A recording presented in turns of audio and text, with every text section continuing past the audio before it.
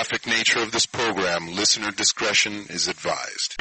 Hey man, this is Kevin Smith, guy who makes all those unlistenable podcasts over at smodcast.com, and you're listening to the Two Strangers, One Podcast. This is podcasting. I sense a disturbance in the force. You're listening to Two Strangers, One Podcast. Go to iTunes now and subscribe. For Android users, we are available on the Stitcher app for Google. Now go and listen. Before you get to my dark side. Well, hello and welcome to Two Strangers, One Podcast. I'm Chris. And my name is G.L.O.W. And for those, if you're a fan of the show, you should know by now that Cordero is from our West Coast brothers and basically the head of the Live and Lame podcast network. I mean, I know you say the co-founder, but you know, Live and Lame is your baby, and Two Strangers One Podcast is my baby. So we're all part of the Live and Lame podcast entertainment network. And I guess this would be like a crossover episode. This is like when the Flintstones meet the Jetsons, like when when Batman hooks up with other heroes, they call it the Brave and the Bold. And this would be like world's finest, in my opinion. You know, this is, Batman and Superman meeting up for sure. to the two powerhouses. And with all respect to everybody else on the network. Oh, yeah. Trust me, honestly, when it comes to Live and Lame, I mean, I may be the one who kind of just keeps it going, but honestly, I kind of depend on the others to kind of carry it, because I'm pretty straightforward when I podcast on Live and Lame. So, I rely on the others to kind of help provide the humor a little more. I like a good joke maker, so it's always good. And, because Kristen right now, this like whole week between like work and everything like that, she had to go to a wedding because she's at that time in her life when like all her friends are getting married. Mm-hmm. And, all I got to say is prenup. Yeah, no shit, right? Buy your house before you get married. How's Kristen taking every one of her friends getting married? It's just that it's that weird. I remember going through that part of my life in the later 20s when all your friends get married, and I got married in my later 20s, and it was just like, you're going to all these weddings, you're spending a lot of money, depending on, who's actually having the wedding. Like, I'm the type of person, I'm too broke. When I got married, me and my ex-wife, we went to Las Vegas and eloped. When you have a wedding, like if you spend, let's just say, throw a number out there, you spend $30,000 on your wedding. If you make $50,000 in gifts and stuff like that, then you're ahead of the game. My family, if I would have spent $30,000, I would have been $30,000 in the hole. Yeah, no shit, right? I doubt there are very many people these days who can stand to spend that kind of money on something like a wedding. Yeah, so it's just, like I say, I just tell people, especially guys, I mean, women should already know this, but I just tell guys, one prenup, if it's, you go to the lawyer, the lawyer says $5,000, I'll do a prenup, it's worth the $5,000 now than half your shit later, trust me. And also, like I said, just own your own house before, have your own shit going on before you get married. But, I'm sort of bitter about that. Yeah. I remember the first time I ever called in, I think you were trying to give me all this life advice, trying to tell me, hey, if you're ever going to get married, motherfucker, take care of shit first. And, well, speaking of my now divorced wife, that kind of helps me segue into what I wanted to talk about this week. This time last year, Kristen and I did an episode called Best Week Ever for Nerds. Now, Spider-Man has a special place in my heart and also a painful place in my heart because I was out on a double date with some friends of mine. Well, excuse me, not a double date. I was the third wheel on a date. And I had said, if you guys hook me up with somebody, I wouldn't be all alone over here, third wheel on a date. So we all went out to go see Spider-Man that night. And this is are we talking the original trilogy, or are we talking Amazing Spider-Man? Yeah, the original. Oh, wait, this would have to be original. Oh, no, This is old news. Yeah, because Amazing Spider-Man was just last year. But yeah, this was 2002, which, also when you think about it, last year with the Amazing Spider-Man, we're only a decade away from the last trilogy to this trilogy. It's so fresh in people's minds. But I understand, Sony has to keep making these movies so they can keep their contract. Yeah, Marvel. They only had like a year left of their contract to keep Spider-Man if they didn't make a movie, wasn't it? I believe so.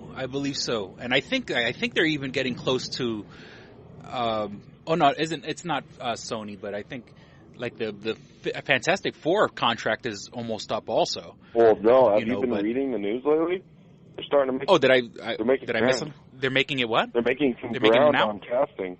Oh, okay. They like. All right. So, have you ever heard of Girls?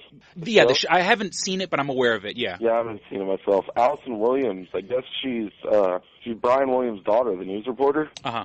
She is in that show. She's a big star on that one. She's kind of broken through due to it, and she's actually.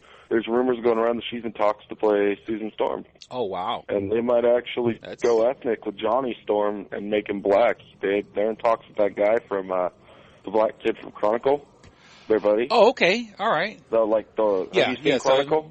Yeah, I saw it. I loved it. Yeah, spoiler alert, he's the friend who gets killed first. That's right, spoiler. Yeah, so he was a big part of that. So he has a little bit of taste of the superhero genre. It'll be interesting to see his take on a well-established one, though. Chronicle is such a rare movie because of its premise, and it was really good. I look forward to see. No, I like the idea that, like, because, we live in this age of, like, everyone has cell phones and everyone's filming themselves, that, like, the movie was shot, first in the beginning they were holding the cameras, but then, like, when you got towards the end, you can see that they were still filming themselves, but they were using, like, their telekinesis to hold the phone or hold the recording device or like when they were, and I'm not really spoiling anything, but, like, the big epic part of the movie, all these people rush out, and of course all the people in the crowd are young people. Everybody has their phone out. Yeah. So you can legitimately have different angles because technically, if one person has a phone and, this other guy's using his telekinesis to hold a camera up in the air and stuff like that. That was a great take on, that the whole like fake documentary style of movie. Yeah. Like a Blair Witch Project or, Cloverfield or something like that. But, in this quote unquote superhero genre. See, for me, the thing about Chronicle was that, it was a superhero movie, I guess, but it wasn't that in a traditional sense. They found a way to ground it in a way that kind of made, like, basically, in our day and age, that would be the way someone who just discovered some superpowers would be. And you would have that dark-sided kid, like fucking Dane DeHaan, the guy who's going to play Harry Osborn in Amazing Spider-Man 2, the bad guy in Chronicle. He had an inner darkness. He basically took what he gained in that incident and kind of twisted it and did it into a way that was not obviously good. To me... Oh, yeah, I'd totally be a villain. Honestly, yeah, I think so, too.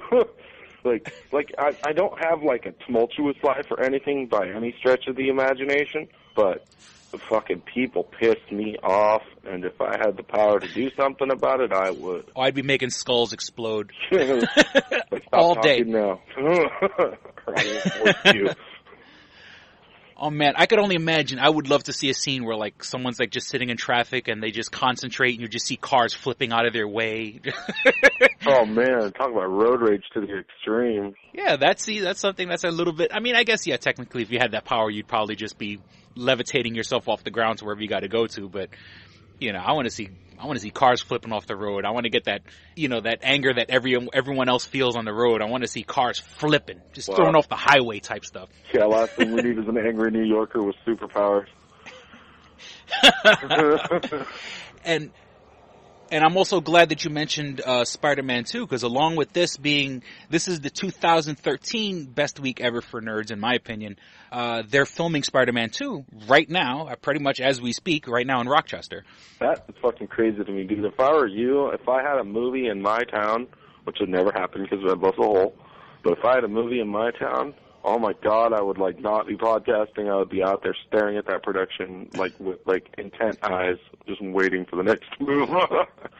Oh yeah, no, like the other day I had posted up a whole bunch of pictures from friends of mine and cause I wanted to go down, but let me tell you, they got downtown, right now where they're filming downtown Rochester is, it's pretty much the center of everything.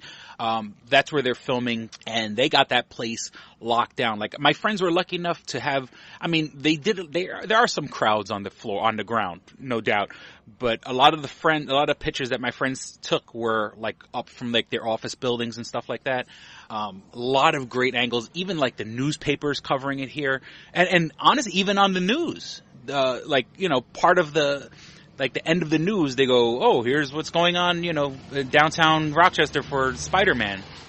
And so it's just been like, and let me just, I'm going to give the audience fair warning right now. If you don't want to be spoiled at all for Spider-Man 2, you might as well just skip forward for about 5 minutes. Not about 10, 5 minutes. I'll just get this out of the way. So here we go in 3, 2, 1. Spoiler alert. Okay, you've been warned.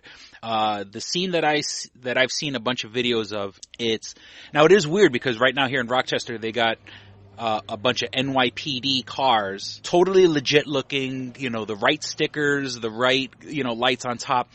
And they're flying down the street, behind a flatbed truck that's towing an armored car.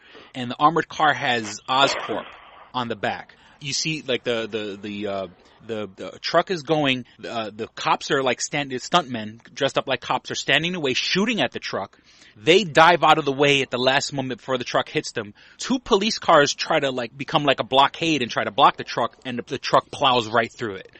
And so it, like, you just hear the crowd like in the video, like everyone's like, oh! It was fantastic. That's good. So at least hopefully the studio got what it wanted out of the crowd. Oh yeah. And seriously, they started filming 2 days ago. 2 times while I was on the highway, there were police stops. Like, you know, like the DUI, you know, because I guess they're just checking people's cars. Because I guess, you know, with a large concentration like that after the Boston bombings and stuff like that, I guess, it's just, you know, the cops have to be on high security alert. Wow. So they're checking civilian vehicles for a movie set? Yeah. Oh, wow. Yeah, twice. I mean, I understand the extra twice security, but... Yeah, I guess, you know, just, you know, when you have people concentrated outside, especially after, you know, current events, I guess it only makes sense, but it did feel kind of weird, like, you know, going through checkpoints. That makes you think there's something a little bigger at the end of that rabbit hole. Yeah, I'm so psyched up, you know, and actually a friend of mine yesterday, she was down at the site, and, you know, she stepped outside to have a cigarette. And at that moment, like, she was only outside for like a minute because the cops had told everyone that was outside on the street to get back in the building. So I don't know if, like, they were getting people out of the way because maybe stuff was going to fall or whatever the case may be. But, like, you know, when she stepped out, everything was all right. She was only out there for like a minute. She happened to just leave the building right at the time where the cops are like, no, okay, everybody get back in the building. You know, we got to secure this area. So, you know, I guess we're going to see some shit pop off, you know. Well, I'm not sure. Like, I was on the internet, I think yesterday sometime, and I saw pictures of a potential crash scene, like a chase scene, and I thought I went back to what you were talking about, and I thought about what you were saying when we tried to do this yesterday, and I think that's going to be the introduction for the Rhino. Oh, okay. For Giamatti's Rhino, because they were talking about how there's a wreck scene. And then, like, they posted a picture of the stunt double for Paul Giamatti in the movie. But he was... And then, you know, yeah, like an armored car, Rhino. Yeah, I don't know if there's any kind of subliminal connection there.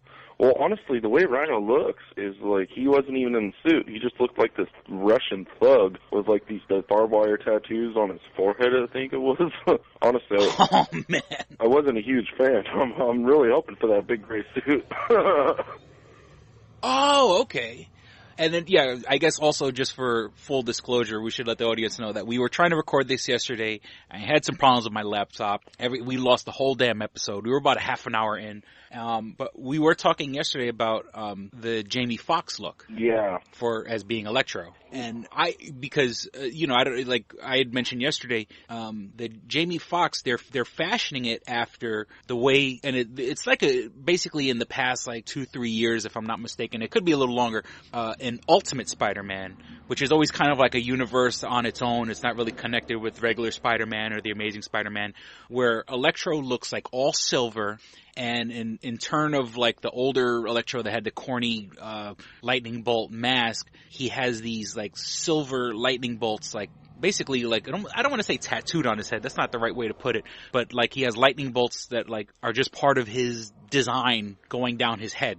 And you know, you and I have both been spoiled by the leaked photos of Jamie Foxx wearing the hood. And you said you weren't a fan. Yeah, I mean, to me, I don't know. Like when I first saw the initial picture, his face was like bright blue.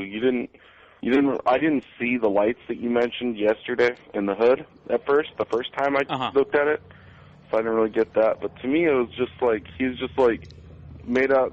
made from like a nerd to like some emo little electrician who just was so depressed that he turned blue that he decided to put on his little Bieber hoodie and just walk around acting weird. Yeah, and just, to let people know, the hood, right now, he's wearing like this black hood, and there's like little LED lights circling the inside of the hood. My theory is after, they're gonna CGI all those lights out, but, using those lights as a source, it's gonna light up his face, because I think they're gonna make it look cool, where like he's probably gonna have like little sparks of electricity just traveling up his face at any given moment. It's going to look like, just like live wire type stuff.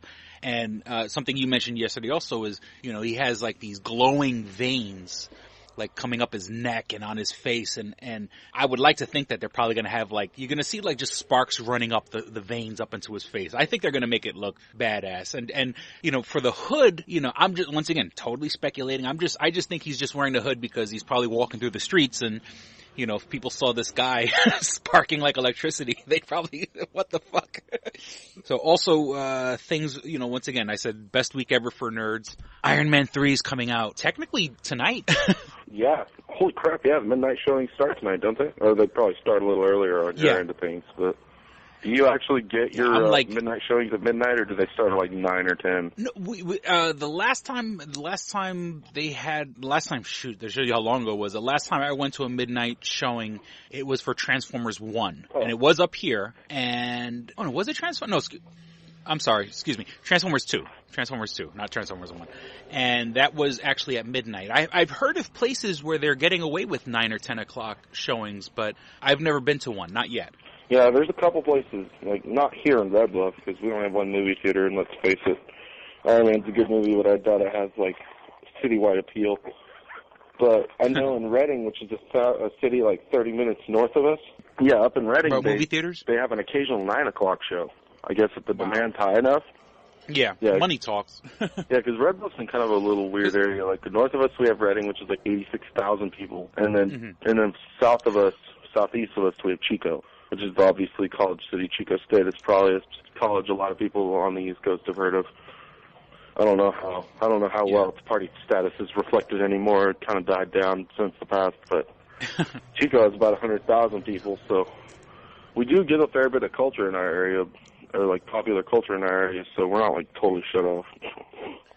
Yeah, I was just thinking about that, and I guess like technically, if you start a movie at 9 or 10, and it's opening night, they're gonna give you freaking like a half an hour of previews. Every summer movie is gonna have the previews for Iron Man. For Iron Man tonight's gonna have every big movie later on this summer. Man of Steel and stuff like that. So if you think, by the time they finish all the trailers, by the time they finish the movie, people are rolling out of the theater around midnight. So I guess, it's not like they're really spoiling anything. It's not like they're going to jump on Twitter and go like, hey, hey, Iron Man 3, Yeah. Turns out, have you been hearing about all the TV spots saying it's like the best Iron Man movie there was? I'm seeing this. I'm seeing the spots. There is one particular spot, and I guess spoiler if anyone wants to jump forward 30 seconds, where they show Pepper Potts in one of the armors, and that kind of like that pissed me off because I'm like, that's such a cool surprise. I'm really pissed off that they but they would spoil it in a trailer. Yeah, and on TV of all places. Like, I could understand if it was like an internet, like if I went on YouTube and I'm looking up the Iron Man trailer. Obviously, I'm a fan, and and I guess really for the ultimate, for fans like us, we're going to go anyway. The trailer could be Tony Stark farting for 3 minutes. We're still going to go. But, it bothered me that they showed that. Or maybe, I don't know, maybe they're trying to attract women or something like that, like, hey, girl power. I don't know. I think Gwyneth Paltrow is a pretty good way to attract women. She's pretty good about playing a strong female character. She's not exactly the type to kind of just phone it in. Yeah, I mean, just like, and it's so weird, you know, and I think I discussed it with Kristen a while back, you know, she's been in some good fucking, like, even though she can hold her own in, for the lack of a better term, a chick flick, but, you know, she's been in frickin' Seven, you know, Shallow Hal, the Iron Man movies, like, you know, I don't think she's getting the credit that, you know, here for us nerd communities or, you know, guys or whatever the case may be. You know, she's been in some pretty damn good movies. Yeah. I love Shallow Hal. You know? Like, despite people's feelings about, like, those movies and things like that, I mean, not everything's a big blockbuster, but she has done a lot of good movies. I'm trying to think of a movie in particular that I'm trying to say. It has her and Ethan Hawke. I want to say I can't remember. Not Shakespeare in Love? What? Shakespeare in Love? No. I know she did a movie called Shakespeare in Love. That was like the first movie that kind of like make her famous. Actually, yeah, I think Ethan Hawke's in that too, but that's not the movie I'm thinking of. Oh, okay. I don't know. It's like he goes into this house where this old recluse lives, and the recluse has a daughter, and it's Blythe Danner, her Gwyneth Paltrow's like real life mom, playing the old lady, and he goes in there, and I'm not sure what he's doing, but he just keeps meeting her daughter, and like they eventually have like a fling, and I don't know, it's more of a dramatic movie. It's pretty low key, but it's really good. They both pull out really good performances. Oh, okay. I gotta give that, I'll give it a check out. But for some reason, speaking of, Shakespeare in Love, cause, you know, for just, you know, to let people know, Shakespeare in Love is a movie about, the stuff that had happened in Shakespeare's life that, and this is all fictional, that had happened in his life that he uses to inspire him to write all his most famous plays, you know, Romeo and Juliet and stuff like that. And so someone did that with George Lucas, where it's called George Lucas in Love, and it's him, you know, supposedly, you know, in California, you know, the early 70s when he was in college, and he's, you know, like he wants to date a girl and she has her hair up in a bun like Princess Leia, and then he sees like his two friends, and you know, one guy is wearing like a vest like Han Solo, and the other guy's this big tall guy with like shaggy hair, and like you see him like yawning, but it sounds like Chewbacca growling. Like all these like little things that are supposed to inspire him later on that he uses in Star Wars. So that was pretty. Have you ever got a chance to? Have you ever seen that? No, I actually haven't. It's called George. I don't know. YouTube to me, I don't really watch a lot of YouTube or check a lot of that stuff out. I mean, I like some of it, parody stuff, things like that.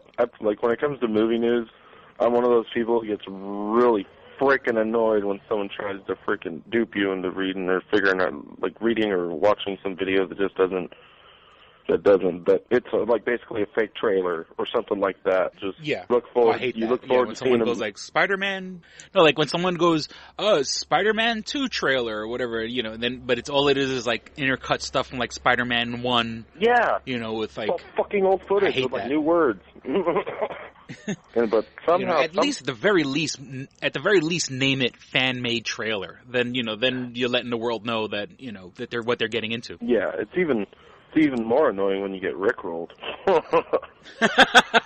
Oh shit! I hate so that. Aggravating. It's like I'm never gonna give you up, huh, motherfucker? Oh, you just want to kill no that soul person. having ginger. Now, like I was mentioning about George Lucas, once again, another part of the best week ever for nerds. This Saturday is May the 4th, as in, May the 4th be with you. Fucking genius. Unofficial Star Wars. I don't know who the fan is that came up with that, but congratulations, you are a freaking genius. Yeah, somebody, I mean, I guess out of millions of fans over 30 some odd years, someone someone go, hey, May the 4th. Someone was probably looking at the calendar, said May the 4th, and then maybe someone else overheard it and said, what, May the 4th be with you or something? Yeah, no kidding, right? Like, just to think about the origins of something like that. Who was just like, okay, it's not like we don't have enough Star Wars nerds, let's just pick a day that just dedicates it to the series. But what are some of the traditional things that happened on during this thing? Well, I think on May the 4th, I think it's just like a day just to, you know, it sounds cool. I mean, you know, I wouldn't be surprised if, you know, especially with this year, it landing on a Saturday, and I think last year was on a Friday. You know, I'm pretty sure some people probably, you know, have parties in their houses and, you know, You know, I mean, I guess technically, if you wanted, you could technically watch all the movies in a row if you have some really tolerant friends or really nerdy friends. You know, I've tried. I think I've done it once where I've watched all the movies in a row. Like it was like and honestly, it's not like I was really even watching them. Like I had them on in a row, but I was kind of like cleaning and taking care of stuff around the house. But it's a very comfortable background noise. You know, something very assuring about having it on. Yeah, totally. There's just some things you like in the background. To me, if I'm doing stuff, I like to run Looney Tunes in the background. Like, old school cartoons and things like that. It's just the shit. Do you have, like, DVDs? Because it's kind of hard to find, like, Looney Tunes on regular TV right about nowadays. No, I got them off the truck. Oh, gotcha. I got the whole collection. Oh, wow. Looney Tunes, it's like 360-something cartoons. Wow. Yeah, it's a shit ton of them. It's a weird, like, when you watch, like, you know, when you think about how many hours, I mean, at least me as a kid, like, I specifically have very, very clear memories of, like, getting ready for school in the morning and the Looney Tunes are on. I know you and I, well, we're a couple of years apart, you know, but, like, with me coming home after school, it was Transformers and G.I.Joe. But, like, I think, like, if you got home from school a little early or if it was a half day or something like that, like, right before Transformers and G.I. Joe, it was the Looney Tunes and, you know, Dennis the Menace and stuff like that. Yeah. So that's what, you know, but, like, you know,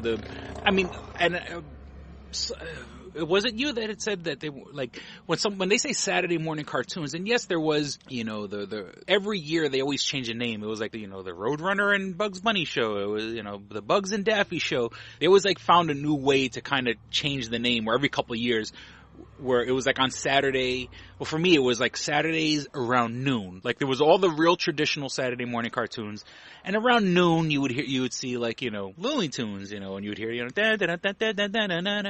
You know, but to me, like, Looney Tunes really, to me, like, in my childhood, was always, like, getting ready for school. You know, having breakfast, getting dressed, you know, that kind of stuff. Yeah, for me, Looney Tunes was like something. Like, do you ever remember when TNT at night would run Looney Tunes at, like, midnight after their programming was over? Oh, yeah. Wow. That's when I used to watch Looney Tunes. When they fucking, like, that was, like, I was a night kid even then. So, like, if I couldn't sleep, I'd just throw on TNT, and it always started with, like, the Bugs Bunny scene from the thing where he's doing the cheerleading. He's like, Bugs Bunny, rah, rah, rah. Shit like that. And then, like, yeah, after Looney Tunes would end, going to Gilligan's Island for a couple hours, things like that. I was usually asleep by the time Gilligan's Island came on. But, like, yeah, like, Looney Tunes on TNT like that, usually on Big Berth on, like, Super Chunk on Cartoon Network. Do you remember Super Chunk? Yeah, Super Chunk! Yeah, and the kid would jump up and bite animated the Cartoon block where Network they logo. just throw together 3 hours or something and call it a freaking marathon. But, yeah, Looney Tunes for me was a lot of that. I mean, I grew up with Looney Tunes, too. Just watching in general, we had, like, tapes here and there that had, like, you know, like the hour-long tapes that have, like, 10 or 11 cartoons on them and things like, or, like, 16, I don't know, but, yeah. I love Looney Tunes, though. My favorite always was, like, Wile E. Coyote and Roadrunner. I actually, just within the last 6 months, got Roadrunner tattooed, or Wile E. Coyote tattooed on my calf. I'm gonna get Super genius. Well, I think later on, not the original years, they had, like, Wile E. Coyote, and he used to introduce himself as Wile E. Coyote, super genius. Oh, yeah. I know, I sound probably more like Marvin the Martian, but... When he fucking talks? Yeah, they jumped the shark with Wile E. when he started talking. Yeah, that was way towards, you know, way after their glory days. Yeah. So it's like, was after Bugs Bunny now? Do you remember that? Do you ever remember the Wile E. Coyote cartoons where he was after Bugs Bunny? Oh, okay, yeah. Yeah, they were never the same as the Roadrunner ones. But they were okay. Yeah, it's, you know, those, and it's weird, like, you know, well, I mean, stuff that's even way older than both of us, when you watch these cartoons and, you know, they were doing kind of parodies of movie stars of those days and movies where, you know, we're watching and yeah, we're laughing, you know, haha, you know, but then, you know, as you grow older, you're like, holy smokes, you know, they're making fun of, you know, Peter Lorre. Oh smokes, they're making fun, Peter Lorre or, you know, the guy from Gone with the Wind, you know. I don't know if you remember where Bugs Bunny used to sing and the girls would all kind of swoon and go, oh, Frankie. Yeah. That was a Frank Sinatra reference. Sinatra, oh my you know, God, there's like, so many Sinatra references in fucking Looney Tunes, it's sickening. Yeah, it was, and as a kid, that goes right over your head because we weren't raised in that time. But then you get older and you have this different appreciation. Like, holy shit, they're goofing on Frank Sinatra. Well, not goofing, but they're using Frank Sinatra. This is this guy, that's that guy. That's a president. I remember seeing Bugs Bunny dressed up like Taft. With the mustache and the big teeth, and I'm like, wow. It's funny how that stuff entertains you as a kid, but when you get older, it has a whole nother level to it. Yeah, Bing Crosby was another popular parody point for them.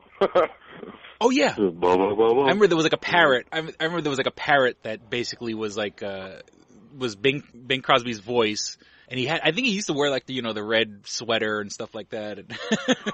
I need to watch the cartoons then. I think I remember a Bing Crosby parrot, but I can't quite put my finger on where. Yeah, that's where it goes back into my head. So actually, we're going to take 2 seconds. We're going to take a break, and we'll be right back after some messages. We'll be right back after a word from our sponsor. Hey guys, this is Cordero Ulloa, co-founder of the Live and Lame Podcast Network. Before you start this LLPN podcast, I wanted to show you listeners out there what else we have to offer here on the network.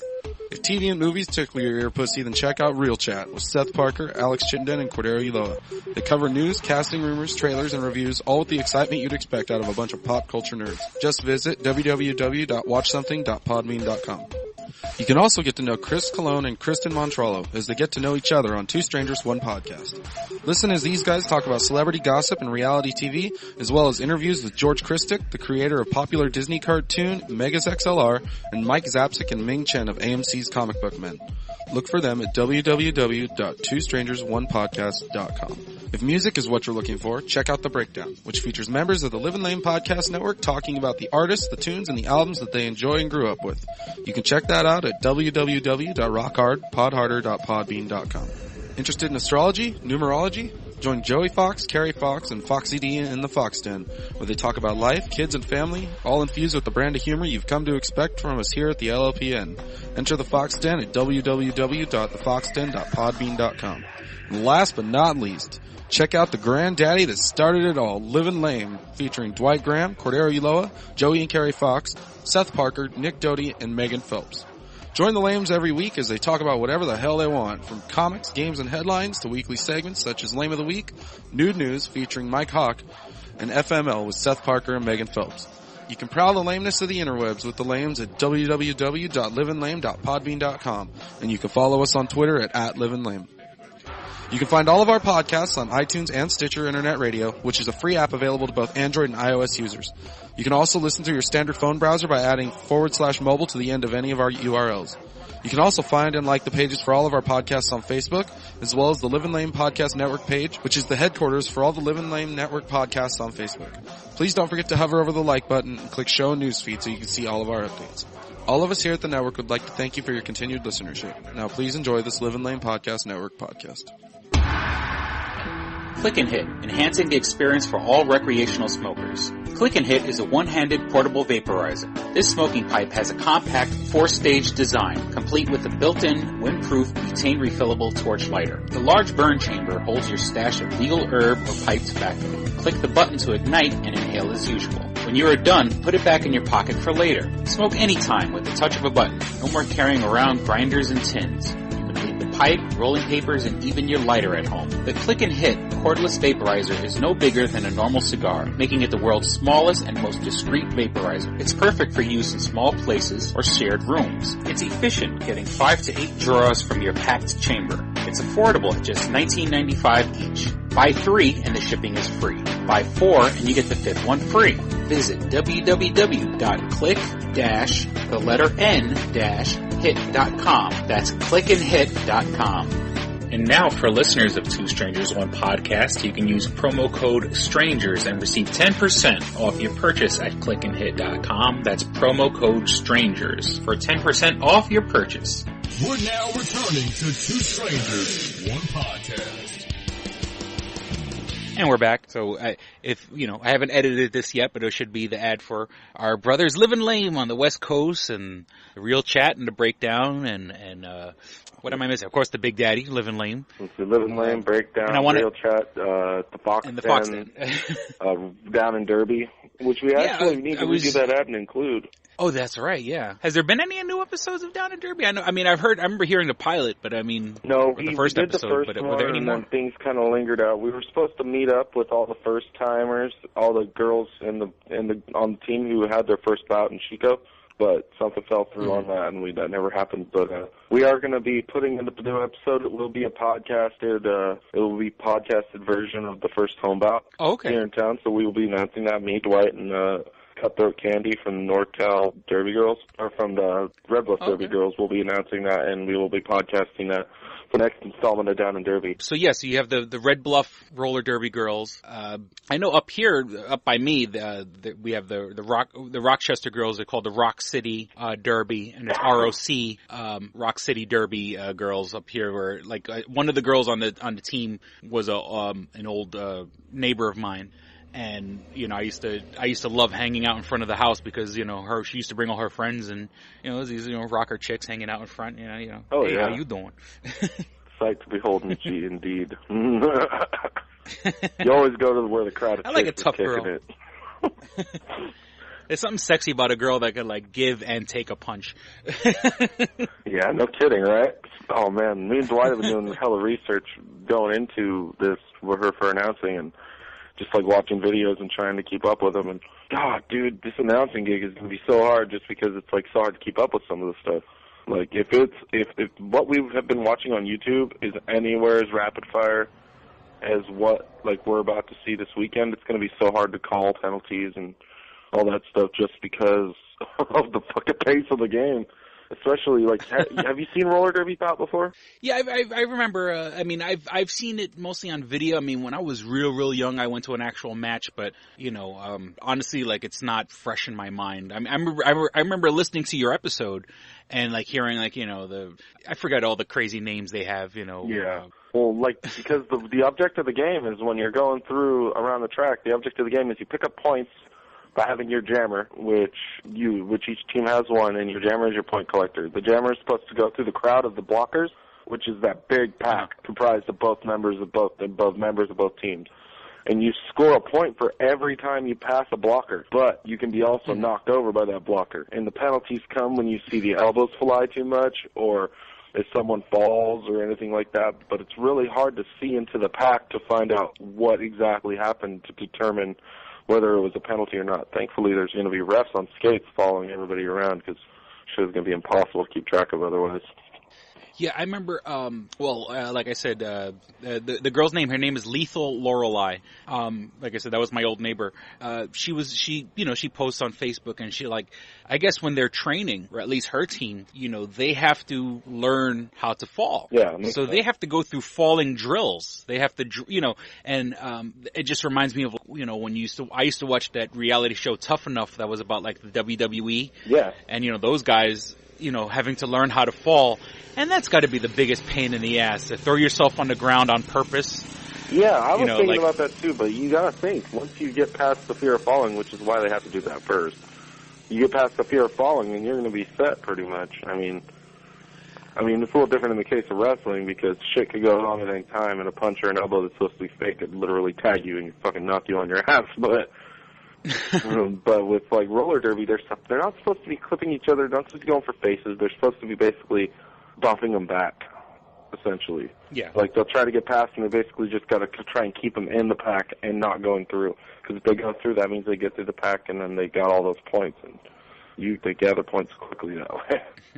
And one thing, I guess, being my age or whatever, when I was growing up, because I think you guys kind of touched upon it on that episode, but when I was growing up, there was a show called Roller Games, and it was basically WWF on roller skates. It was, every team had their own gimmick and theme, and these people used to smack talk. It was obviously scripted and made to look a lot worse than what was going on. But when I was growing up, like, I remember roller games, and I know that's like telling someone, like, I'm not, like, oh, why bring up that cheesy side of growing up? But I mean, I still remember it to this day, roller games. And that was actually like a Saturday morning, thing for me, because it was all of this stuff was around the same time. I don't know, do you remember at all American Gladiators? Oh yeah, the 80s version. I mean, I know they rebooted it. Shitty fucking Hulk Hogan version. Yeah, so it was like, and down by us, it was what eventually would become the WB affiliate, but in New York City it was called WPIX. So for us it was Channel 11. So Channel 11 on a Saturday morning, you would see American Gladiators, you would see roller games, and then there was G.L.O.W, the Gorgeous Ladies of Wrestling, all female wrestling.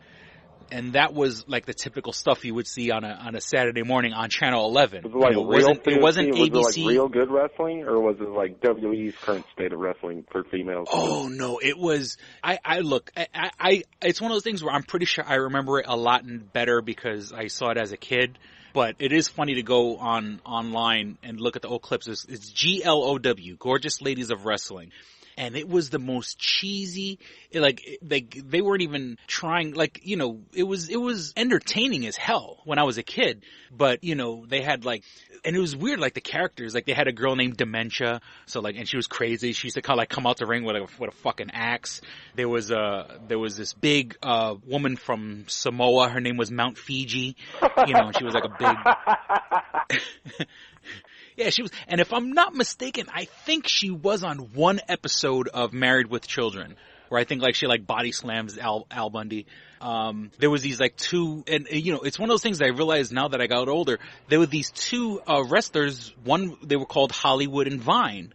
And they were like hookers, like they used to come out to the ring with like their pimp and stuff like that. It was, it's one of those things that as I got older, I realized what the hell was going on. But like they were all kind of glammed up. Of course, this being 80s and stuff like that, crazy, outrageous makeup.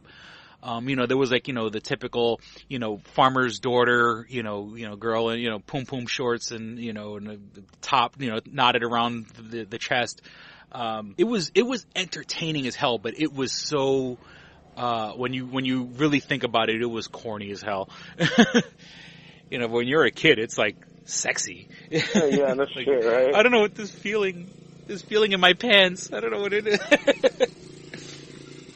Yeah, like, and, like, I don't know, chick wrestling to me, like, the gorgeous women of wrestling, I can understand, like, the novelty of that. So, like, having been watching WWE, I mean, I'm not going to say I'm like a lifelong fan. I knew of it when I was younger, but I didn't become a fan until later on. But like the state of women's wrestling when I got into WWE was just great. Like there was depth to the roster. There was people, they could wrestle. The women could wrestle. That was always nice. and then they went and left after pretty much the fucking division went to hell after Trish Stratus left.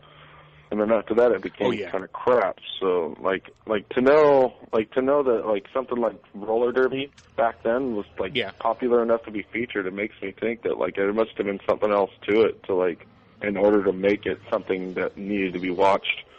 Like, was it like this show? Was it like brutal as hell? Like when they knocked people over, did they knock people over? No, it was once again, it was kind of. I don't want to say cheesy, it was, because once again, it's the 80s. So what's considered cheesy nowadays was a little more, in vogue then? Edgy back then.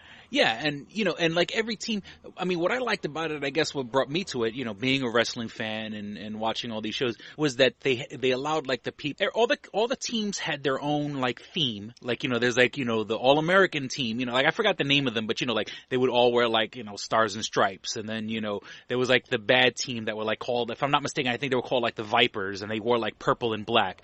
They kind of look like, they kind of looked like that team from Dodgeball, okay, yeah. I think they were called the Vipers, and of course, the Vipers would have the team where like you'd find more cheating and more, elbowing and when they played, there was actually like a railing around it was actual like a round circular oval shaped place where they would go, and there was like a railing around it. And I guess one of the big things, everyone used to like check each other, like just elbow and shoulder check people into the railing. And like, that was like the big thing. Like you see someone, doubled over, like, landing on their stomach, folded over the frickin' railing because, someone allegedly hit them that hard.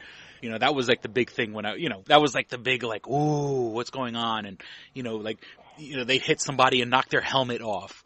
That was like the big one, like, oh no, he knocked his helmet off and, he's still got another round to go, so it was just stuff like that where, I'm pretty sure, if you ask a real roller derby people, they probably go, oh, that's corny and cheesy. But, I mean, it just has a special place in my heart. And it was called Roller Games. Yeah, I think we talked about a show that they used to watch or that was on at one point called Roller Con. Oh, okay.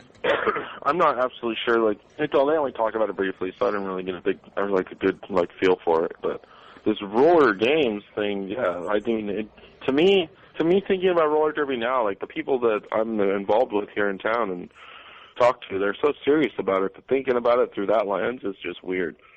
Like, I don't know, they're just, like the girls in the derby team here, this is our first ever derby team here for Red Bluff, and they just started, they founded it and have been just on their way for the last year or so doing it, and girls are taking it dead serious. There's no camp, there's no fucking cheesy 80s-ness, like, they have their names, but there's no characters here. They are totally real about it all. Oh, yeah, yeah. I mean, it's like, who doesn't want to be... I mean, it's like being a superhero, It's like when I watch wrestling, like, it's like being, you fight and you dress up, which, in a way that you probably would never dress up on the street because people will look at you funny, I mean, there is the competitive part of it, there's the athletic part of it, but it's kind of like, I don't know, for some reason it makes me, like, I would like to have an alter ego and a cool name and dress, in a weird way and, knock people over and stuff like that. Like, that appeals to me. Oh, dude. Yeah, man. Trust me. There was a while I had been talking to people who ran wrestling schools for a while trying to get into that business. Like, have you ever heard of APW? Yeah. Yeah, it's a small wrestling school. It's like, they're actually pretty famous. It's a wrestling school down in Hayward, and I was in talks with them for a long time to go to school down there to learn wrestling. And you were gonna? Yeah, I mean, I love wrestling, dude. I've wrestled, like, me and my friends wrestled around here, W.W.E style. I've wrestled hardcore matches, fucking things like that. I've used weapons, trash cans, fucking broomsticks, chairs, all that shit. Fucking that don't try to sit home thing didn't exactly stick with me. But yeah, I remember like, I knew how to sell, I knew how to do moves, I knew how to do it in a way that was safe. So, like, I'm not saying I'm like the best amateur wrestler ever, but like, I actually went and talked to some people about it because of like how interested I was in it at the time. But it's still something I would like to do now, but at this point, like, just with the podcast and everything, it's just something that's never going to happen. Yeah. Oh God. Like, someone says, in the terminology, take a bump, fall, fall correctly so you don't hurt yourself. But it just, even hearing the term "take a bump" sends chills up my spine. Like, I can only imagine the headache that you have at the end of the day if you've done, 50 bumps, no or whatever, shit, right? It's like, oh God, and yeah, I know you're supposed to splay out your hands and just redistribute your weight. And I mean, don't get me wrong, I've tried it. Like, I've tried it just to see, taking a bump on mats. But that shit, like, I like all the fake shit. I'll be a manager, I like, I'll come, I like the loud music. I like the fireworks. I like, lasers and lights and all that other cool stuff. But when it comes to actual, running around and taking bumps, I'll do like the one occasion, like I said, I'll be the manager. So like if they want to have, come and drop me just once, I'll do that. But as for actually running around the ring, you get one finisher, make it count. Yeah, I hand my guy the steel chair. So in turn, the other guy who got hit with the steel chair, power bombs me. Okay, I'll do that. I'll take that one bump and that's it. I'm not, Oh, yeah. Well, get dropped. You're like, okay, my back hurts. Go to the other guy now. Yeah. That's it. I'll just stay here. I'll lay here for the next half an hour. But yeah, that's, I do have fond memories because when I was a kid, like talking about wrestling, my brother put me in a legitimate figure 4 and that shit hurt. Oh my God. Fucking right, dude. Oh man. If they can do it right. It's like, I mean, of course, I don't know in what real world application would you ever really put someone in a figure four. But, I don't know if it's a martial art or anything like that, but I remember my brother putting me in one, and he almost broke my fucking leg. But one of my uncles, and this is, not if you want to say touching story, but basically my uncle knew that he only had a couple of months to live. So he had taken out all the nephews. And I understand that my mother has 6 brothers and 2 sisters. He took out all the males, and I'm pretty sure he would have taken my female cousins, but I don't think any of them at the time was into wrestling. So, there's easily 12 to 15 of us, with my uncle, in Madison Square Garden, and I remember that night, it was, the headliner that night was Jake the Snake versus King Kong Bundy. That's awesome. And, it was, and to be there with all my cousins, and, I mean, I didn't know it at the time, and then as I got older, I realized, my uncle was kind of like, celebrating, trying to make the most out of his last couple of months, and it was a great, great memory for me, because, I had, my uncle went, and he spoiled us. We had soda and popcorn, and my thing was I wanted the big foam finger, the Hulkamania #1 big foam finger. Oh, I wow. wanted that That's so bad. Peak of Hulkamania, huh? Oh yeah, mid 80s. I would probably say I was about 8 or 9. So we're talking like 85, Holy 86. shit! Right at the fucking peak of Hulkamania. Yeah, and I can only imagine 12 seats in Madison Square Garden. I mean, and then, we all took the subway too, so we got all these fucking knucklehead, all my knucklehead cousins and me, all on the subway, going to Madison Square Garden. Oh boy, it was a really good, really, really good memory, and I just, I remember that night, like, it was just, it was very, very touching, and it's still to this day kind of like, makes me feel good inside, and, seeing wrestling at that time, Jake the Snake Roberts versus King Kong Bundy, like, I remember, like, that was like, and like even like I went home and like I started drawing pictures of like King Kong Bundy with like a snake wrapped around him, because Jake the Snake used to bring out his boa constrictor. Yeah. Oh, I can't remember the name. Shit, I should remember the name, but Damien, yeah. And he used to come out with the snake and put it on them, and the snake never did anything. The snake always just like he would put the snake on the person. They weren't doing anything. I mean, yeah, maybe it would wrap around the arm or something like that. But, yeah, that was a great, great night. Do you remember, well, actually, I don't know if it was actually, I was told this by someone, that the DDT used to be actually called the Damien Death Drop, but that didn't make sense to me because of the T. Oh. Like he had named the DDT after a snake. No, I don't think so. The name Damien Death Drop sounds familiar, and it might have been the DDT, it might have been a DDT that he called the Damien, because that definitely rings a bell, but I don't really remember that, because I mean I know DDT itself, the actual term DDT is reference to like an explosive or a poison or something like that. DDT is it's a mosquito poison. Oh yeah, like it's a pesticide. Yeah, if I'm not mistaken. Yeah. But he might have done the DDT, calling it, the Damien Death Drop, but I was probably like before, and plus, when you go, one thing that's, when you're a kid and you watch wrestling and then you go see it live, is that there's no announcers. You're staring at guys wrestling and there's no, play-by-play commentary. That actually takes away from it. I've been to a couple of events here myself, and I went to a SmackDown taping a year or so ago. It was like, yeah, I mean, you were there, you saw him announcing, but you couldn't hear him, and it was just like, what the hell, man? Because, well, for me, like, you watch it on TV all the time, and the play-by-play is a part of it. Like, you're used to hearing those voices telling you what's happening in the ring. But that was, back then, it was when announcers actually were paying attention to the matches. Now they just, like, talk crap. Yeah. Well, it's like, it's, if you really, like, because I still check in every now and then, and I guess while we're on wrestling, I want to give a shout out to my boy Big Ray. You can check out Big Ray's wrestling show on YouTube. Big Ray? What was that? I just said, what up, Big Ray? Oh, what up, Big Ray? Oh, okay, I'm sorry. Yeah, so, Wrestling One video, you could go to youtube.com/wrestling, the number 1, video.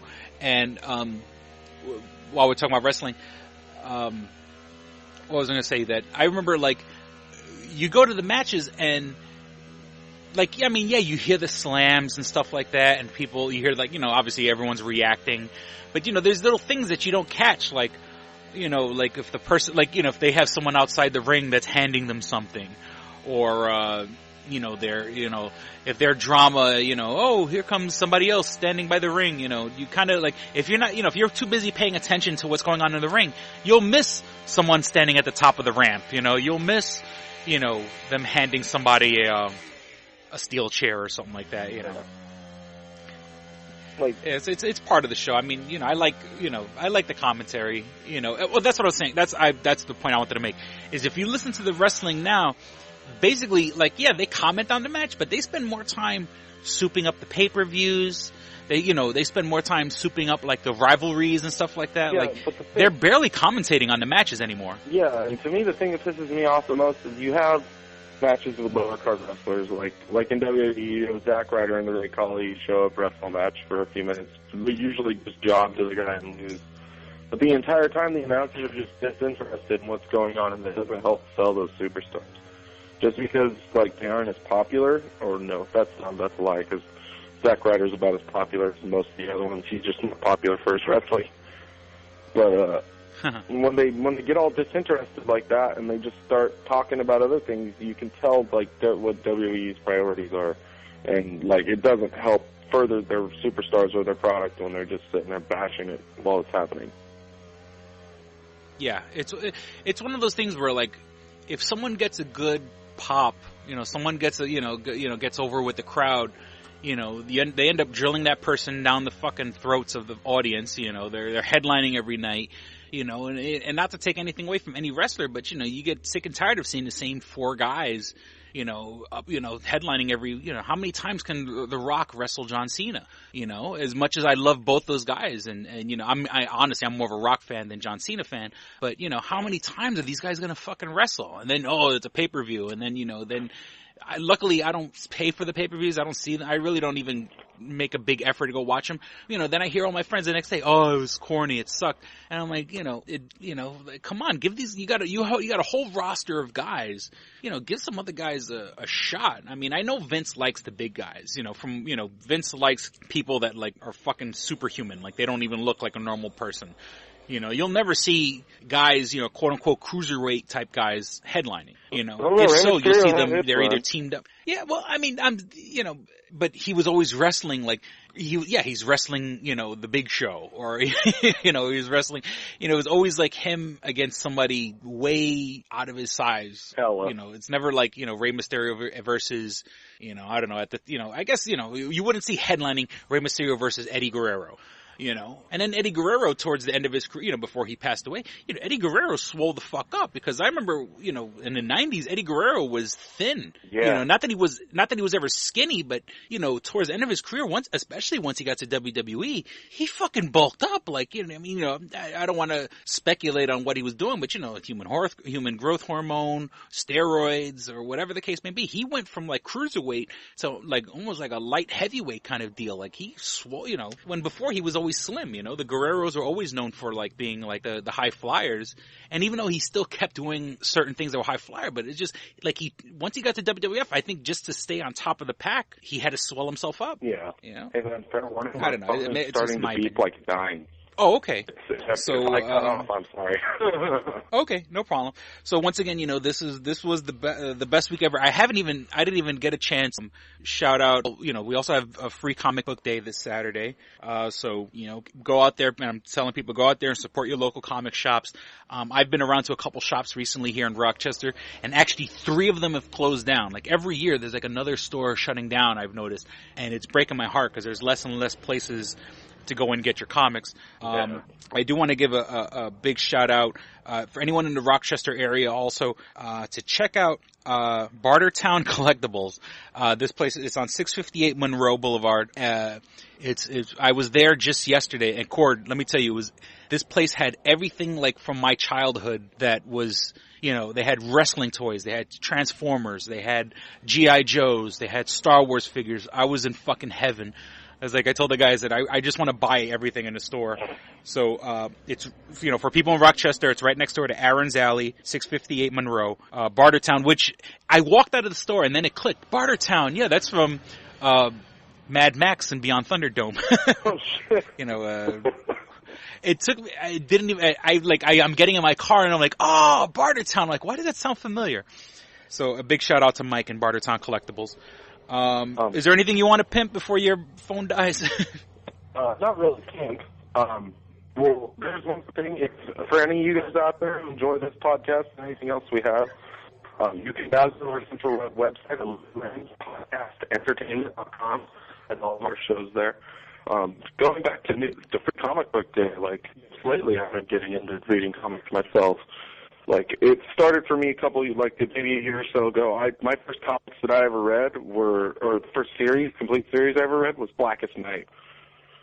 Which was like an 82-issue series if you count all the crossovers and things like that.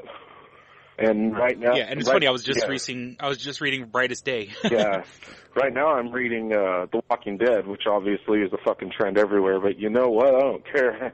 Comic is fucking badass if you've never read it, dude.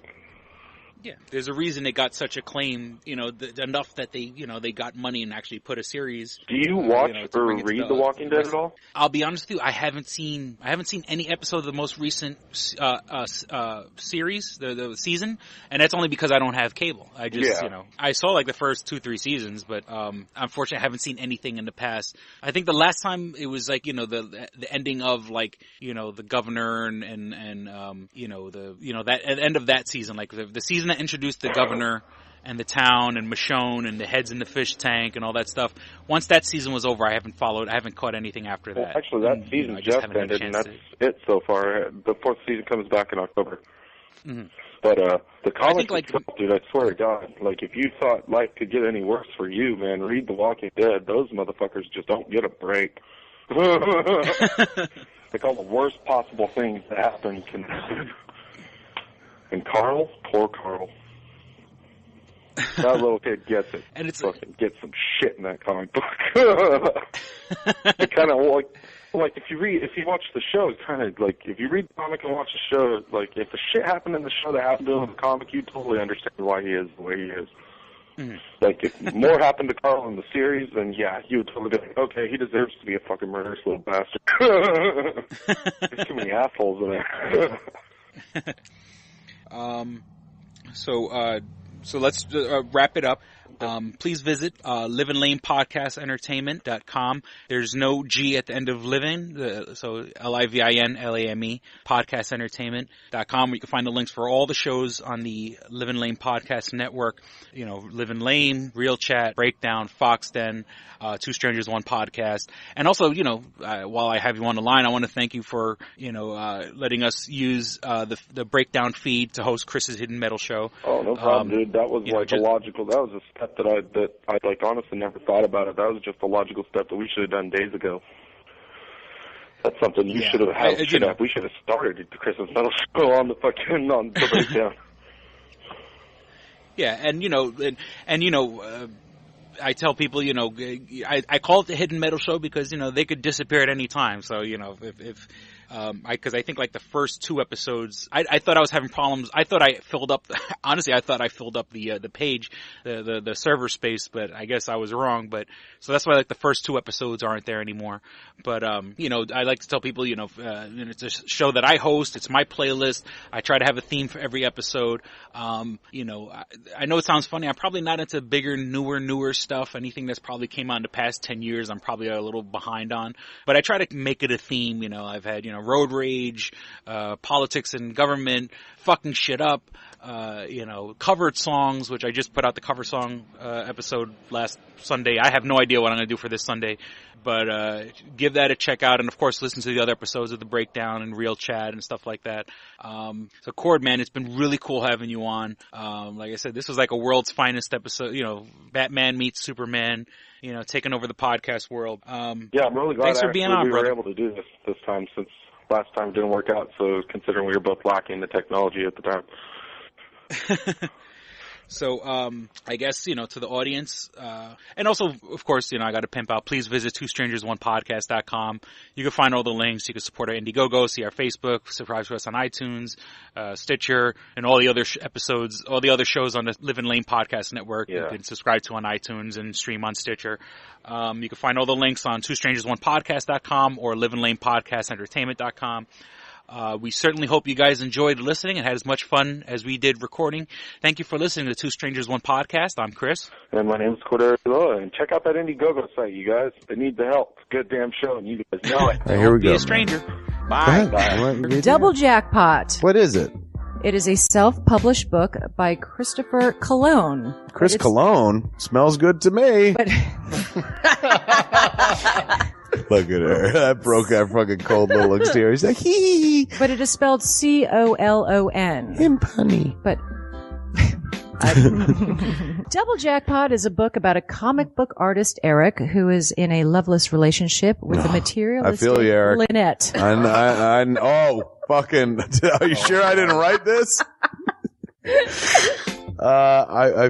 Sounds hauntingly familiar. He starts cheating on his girlfriend with a more creatively supportive woman, Nadia. Well, I gotta meet her. Where's the Nadia? There's your summer girlfriend. Summer Nadia is Nadia. Nadia? Yeah, I think Nadia's spelled with an A. All right. Both Lynette and Nadia play the double jackpot, the largest payout in lotto history, much like the recent Powerball. Both girls play his birth date as the winning numbers. Eric is now stuck between two of the country's richest women. Who will he choose? It's not that simple. This is a clever fucking idea, man. Is. Look at her, fucking. She's impressed. I am. She got some summer reading. Christopher Cologne smells real lovely with an original idea. This is. I've never heard this before. I haven't either. This is a self-published book, much in the indie spirit as Kev's Clerks. Oh, you don't even need to name check me. This is just a good idea. You could stand on your own, man. You don't even have to be like, hey, remember Clerks? This is nothing like that. This is way more original than Clerks. This is a good idea, man. Why didn't I think of this? I need something to read. This book is part of the Comic Books, Heavy Metal, Video Games Trilogy Book 2. Odd I See, A Tale from the Road, coming soon. Right on, man. It's part of a trilogy. This is the first part. Way to write, man. He's seeking a literary agent. Motherfuckers, anybody out there? There ain't no literary agents listening to this show. I assure you, sure. Sure. I assure you, sure. But somebody know a literary agent? Hook a motherfucker up! Chris Cologne come up with an original idea. I should tell Raskin. That's a good fucking idea, to be honest with you. That's a fucking rom-com right there.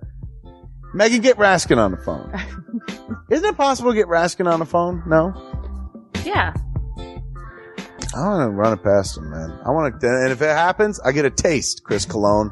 I get a whiff, if you will. The book could also be ordered on www.lulu.com. That's lulu.com. I understand that. I just want to spell it out. Normally one says it, that spells it. Still, lulu.com. What is that? Do you know what it is? I don't know. All right. The book could also be ordered on www.lulu.com. Search for Double Jackpot Christopher Cologne. A paperback version of the book is $15 and a PDF file is only $5. $5 is Yeah. insanely inexpensive. 15's not even that bad for a paperback version. No. This is $1 million idea right here. Like a movie about a dude who fucking is stuck between two chicks, both of who play his birthday and win the lottery. Come on! I can see that trailer. Chris Cologne is on to something. Nobody else can smell it but me. I'll read it. Thank you. I'm going to make that smelly joke. I know. You're trying to get me to laugh again. It worked once. Double Jackpot is a self-published book by Chris Cologne, man. It's the first book in his comic books, heavy metal, video games trilogy. Book 2, Odd I See, A Tale from the Road, should be coming out soon. Get all the information at Chris Cologne, like a motherfucker. I and will his totally book, read this. Double Jackpot. I'm serious. I'm going to recommend that to fucking Raskin. How is that not a movie? You know what I'm saying? This could be a sexy movie. You could do an R-rated version. There could be nudie in it, and you could show them fucking both chicks. Maybe a little penetration. Maybe a butthole shot. No butthole, no care. I would like to formally apologize to Christopher Cologne. Right No, now, sex sells. Chris Cologne will appreciate that. He's like, thanks for throwing a few buttholes in there, man. Don't forget to check out twostrangersonepodcast.net, your one-stop resource for everything show-related. You can find links to subscribe to us on iTunes or on Stitcher. You could also find links to buy my book, Double Jackpot, on twostrangersonepodcast.net. Fuck you, fuck you, fuck you. You're cool. Fuck you, I'm out.